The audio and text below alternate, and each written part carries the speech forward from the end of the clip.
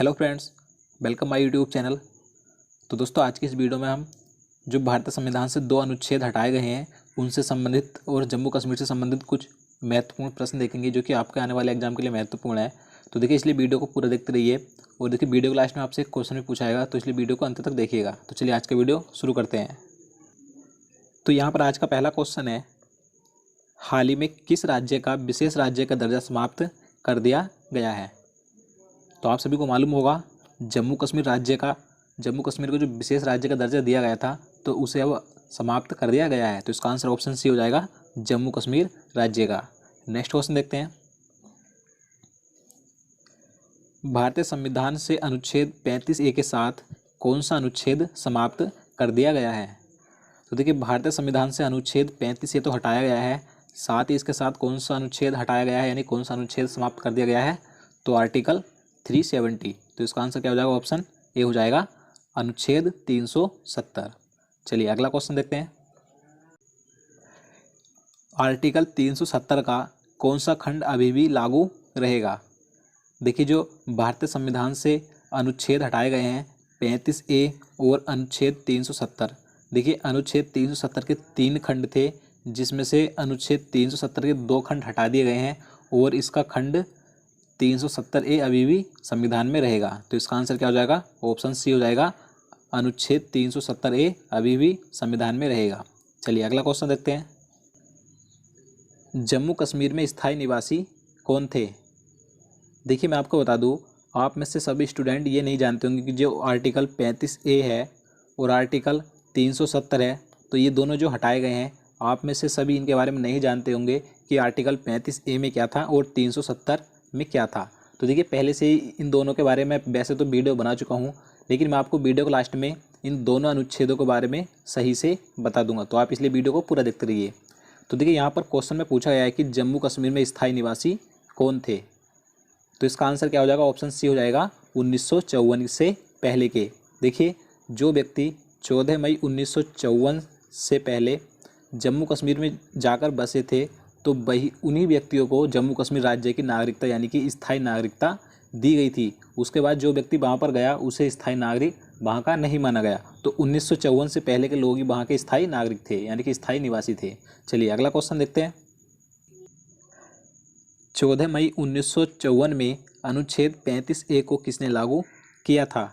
तो देखिए, जो आर्टिकल 35A है इसे 14 मई 1954 में लागू किया था। अब देखिए, इसे लागू किसने किया था? तो इसे लागू किया था भारत के प्रथम राष्ट्रपति डॉक्टर राजेंद्र प्रसाद ने। तो इसका आंसर क्या हो जाएगा? ऑप्शन ए हो जाएगा, डॉक्टर राजेंद्र प्रसाद जी ने। अब देखिए, इन्होंने लागू किया था। उस समय पर जो भारत के पीएम थे, यानी कि जो भारतीय सरकार थी, कौन थी उस समय? तो भारत के उस समय प्रधानमंत्री थे पंडित जवाहरलाल नेहरू। चलिए नेक्स्ट क्वेश्चन देखते हैं, जम्मू कश्मीर को अब कितने भागों में बांटा गया है? देखिए, पहले जम्मू कश्मीर एक अलग राज्य था, लेकिन अब इसे 2 भागों में बांट दिया गया है, यानी कि इसे 2 भागों में विभाजित कर दिया गया है। तो इसका आंसर क्या हो जाएगा? ऑप्शन बी हो जाएगा, 2 भागों में बांटा गया है। अगला क्वेश्चन है, किस बिल के द्वारा जम्मू कश्मीर को 2 केंद्र शासित प्रदेशों में बांटा गया है? अब देखिए, इस क्वेश्चन में पूछा गया है कि जो जम्मू कश्मीर को 2 भागों में बांटा गया है, तो इसे 2 केंद्र शासित प्रदेशों में बांटा गया है। अब देखिए, इसे किस बिल के द्वारा बांटा गया है? तो ये मोस्ट इंपोर्टेंट हो जाता है। तो इसका आंसर ऑप्शन सी हो जाएगा, जम्मू कश्मीर पुनर्गठन विधेयक 2019। तो इस विधेयक यानी कि इस बिल के द्वारा जम्मू कश्मीर को 2 भागों में बांटा गया है। आपको यह नाम याद रखना है, जम्मू कश्मीर पुनर्गठन विधेयक 2019। अब देखिए, ये जो बिल था, ये सबसे पहले राष्ट्रपति की अनुमति इस पर चाहिए थी, राष्ट्रपति की अनुमति इस पर ली गई। उसके बाद राज्यसभा में पेश किया गया और उसके बाद लोकसभा में भी ये पेश किया गया। तो जब दोनों जगह से ये पास हो गया, तो फिर राष्ट्रपति ने इस बिल पर सिग्नेचर कर दिए। तो इस तरीके से ये बिल पास हो गया। इसका नाम था जम्मू कश्मीर पुनर्गठन विधेयक। नेक्स्ट क्वेश्चन देखते हैं, जम्मू कश्मीर विधानमंडल में क्या होगा? तो देखिए, जम्मू कश्मीर को जो 2 केंद्र शासित प्रदेशों में बांटा गया है, पहला है जम्मू कश्मीर और दूसरा लद्दाख। तो देखिए, जम्मू कश्मीर विधानमंडल में सिर्फ अब विधानसभा होगी। तो इसका आंसर ऑप्शन ए हो जाएगा, विधानसभा। देखिए, पहले जम्मू कश्मीर अलग राज्य था, तो वहाँ पर विधानसभा और विधान परिषद दोनों थे, लेकिन अब सिर्फ जम्मू कश्मीर केंद्र शासित प्रदेश है, तो यहाँ पर सिर्फ विधानसभा होगी। अगर बात करें लद्दाख की, तो देखिए, लद्दाख बिना विधानसभा वाला केंद्र शासित प्रदेश होगा। वहाँ पर कोई भी विधानसभा नहीं होगी, ये आपको जरूर याद रखना है। चलिए अगला क्वेश्चन देखते हैं। जम्मू कश्मीर केंद्र शासित प्रदेश में शासक कौन होंगे? तो देखिए जैसे कि मैंने आपको बताया, जम्मू कश्मीर अलग केंद्र शासित प्रदेश बन गया है, तो यहाँ पर सिर्फ अब विधानसभा होगी। तो देखिए जहाँ पर विधानसभा होती है तो सिंपल सी बात है, वहाँ पर शासक कौन होता है? तो मुख्यमंत्री होता है। तो इसका आंसर ऑप्शन ए हो जाएगा, जम्मू कश्मीर में अब शासक मुख्यमंत्री होगा। देखिए यहाँ पर बात करें जो लद्दाख है, तो लद्दाख भी केंद्र शासित प्रदेश है, लेकिन वहाँ पर कोई भी विधानसभा या विधानमंडल नहीं होगा, तो इसलिए वहाँ पर सिर्फ उपराज्यपाल होगा। चलिए अगला क्वेश्चन देखते हैं। लद्दाख केंद्र शासित प्रदेश में शासक कौन होगा? तो देखिए ये मैं आपको पहले ही बता चुका हूँ, लद्दाख में शासक उपराज्यपाल होगा। तो इसका आंसर ऑप्शन सी हो जाएगा, उपराज्यपाल। जम्मू कश्मीर और लद्दाख दोनों कैसे प्रदेश बने हैं? तो देखिए दोनों ही केंद्र शासित प्रदेश बने हैं। तो इसका आंसर ऑप्शन सी हो जाएगा, केंद्र शासित प्रदेश। नेक्स्ट क्वेश्चन देखते हैं। भारत में केंद्र शासित प्रदेशों की संख्या बढ़कर कितनी हो गई है? तो देखिए पहले 7 केंद्र शासित प्रदेश थे, अब 2 नए बन गए हैं, तो इनकी संख्या बढ़कर 9 हो गई है। तो इसका आंसर ऑप्शन सी हो जाएगा, 9। अगला क्वेश्चन देखते हैं। भारत में कुल राज्यों की संख्या कितनी हो गई है? तो देखिए भारत में पहले कुल 29 राज्य थे, जिसमें से जम्मू कश्मीर भी राज्य था, लेकिन जम्मू कश्मीर अब राज्य नहीं है, ये 2 केंद्र शासित प्रदेशों में बंट गया है। तो भारत में इनकी संख्या घटकर कितनी हो गई है? 28 हो गई है। तो भारत में अब कितने राज्य हैं? 28 राज्य हैं। तो इसका आंसर ऑप्शन बी हो जाएगा, 28 राज्य। आपको जरूर याद रखना है। चलिए अगला क्वेश्चन देखते हैं। केंद्र शासित प्रदेश बनने के बाद जम्मू कश्मीर की विधानसभा का कार्यकाल कितने वर्षों का होगा? तो देखिए जम्मू कश्मीर की जो विधानसभा है, इसका कार्यकाल अब कितने वर्षों का होगा? तो 5 वर्षों का होगा। देखिए पहले जम्मू कश्मीर की विधानसभा का कार्यकाल 6 वर्षों का होता था, लेकिन अब भारत के सभी राज्यों की तरह उसका कार्यकाल भी 5 वर्षों का होगा। चलिए नेक्स्ट क्वेश्चन देखते हैं। जम्मू कश्मीर में अब कैसी नागरिकता होगी? तो देखिए जम्मू कश्मीर में पहले दोहरी नागरिकता का प्रावधान था, वहाँ के स्थायी नागरिकों को दोहरी नागरिकता प्राप्त थी। वहाँ पर भारत की नागरिकता भी थी और जम्मू कश्मीर राज्य की नागरिकता भी थी, लेकिन अब वहाँ पर सिर्फ एकल नागरिकता यानी कि भारत की ही नागरिकता होगी। तो इसका आंसर ऑप्शन बी हो जाएगा, एकल नागरिकता। अगला क्वेश्चन देखते हैं। अनुच्छेद 370 को भारतीय संविधान के किस भाग में रखा गया था? तो देखिए आर्टिकल 370 ये टेम्परेरी यानी कि अस्थायी प्रबंध था, तो इसे भारतीय संविधान के भाग 21 में रखा गया था। तो इसका आंसर ऑप्शन सी हो जाएगा, भाग 21 में। चलिए अगला क्वेश्चन देखते हैं। जम्मू कश्मीर राज्य का गठन कब हुआ था? तो देखिए जम्मू कश्मीर राज्य का गठन हुआ था 26 अक्टूबर 1947 को। तो इसका आंसर ऑप्शन सी हो जाएगा, 26 अक्टूबर 1947 को। नेक्स्ट क्वेश्चन देखते हैं। जम्मू कश्मीर का संविधान कब लागू हुआ था? तो देखिए जम्मू कश्मीर राज्य का अपना एक अलग संविधान था, तो ये लागू हुआ था 26 जनवरी 1957 को। तो इसका आंसर क्या हो जाएगा? ऑप्शन ए हो जाएगा, 26 जनवरी 1957 को लागू हुआ था। अगर बात करें कि ये बना कब था यानी कि अंगीकृत कब किया गया था, तो 17 नवंबर 1956 को ये बना था। तो आपको दोनों याद रखने, लागू हुआ था 26 जनवरी 1957 को और बना था 26 नवंबर 1956 को। अगला क्वेश्चन देखते हैं। भारत के वर्तमान में गृह मंत्री कौन है? तो देखिए आपको पता होना चाहिए कि इस समय भारत के होम मिनिस्टर कौन है, क्योंकि देखिए जो भारत के गृह मंत्री हैं उन्होंने ही राज्यसभा और लोकसभा दोनों में जम्मू कश्मीर पुनर्गठन विधेयक 2019 पेश किया था। तो कौन है? अमित शाह हैं। तो इसका आंसर ऑप्शन बी हो जाएगा, अमित शाह। अब देखिए मैं आपको बता दूं, वैसे तो आपको सभी जो कैबिनेट मंत्री हैं सभी के बारे में पता होना चाहिए, तो मैंने उसके लिए पहले से ही वीडियो बना रखा है। अगर आप उसे देखना चाहते हैं तो आप हमारे उस वीडियो को देख सकते हैं। तो चलिए अब जो अनुच्छेद 35A है और अनुच्छेद 370 है उनके बारे में जान लेते हैं, क्योंकि आप में से सभी लोग उसके बारे में नहीं जानते कि आर्टिकल 35A और 370 क्या है।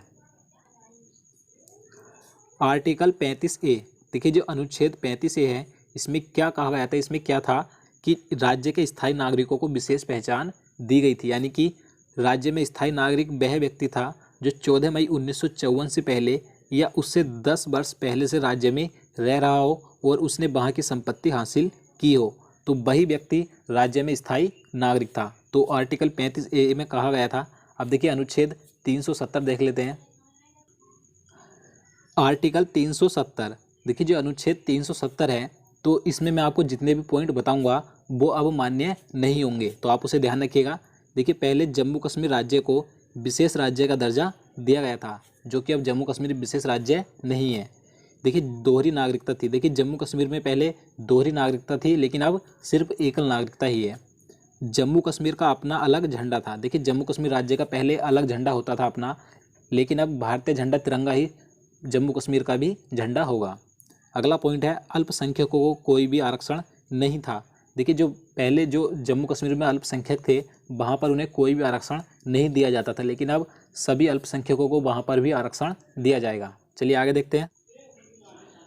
दूसरे राज्य के लोग जम्मू कश्मीर में जमीन तथा प्रॉपर्टी नहीं खरीद सकते थे, लेकिन अब भारत के किसी भी राज्य का कोई भी व्यक्ति वहाँ पर जमीन तथा प्रॉपर्टी खरीद सकता है।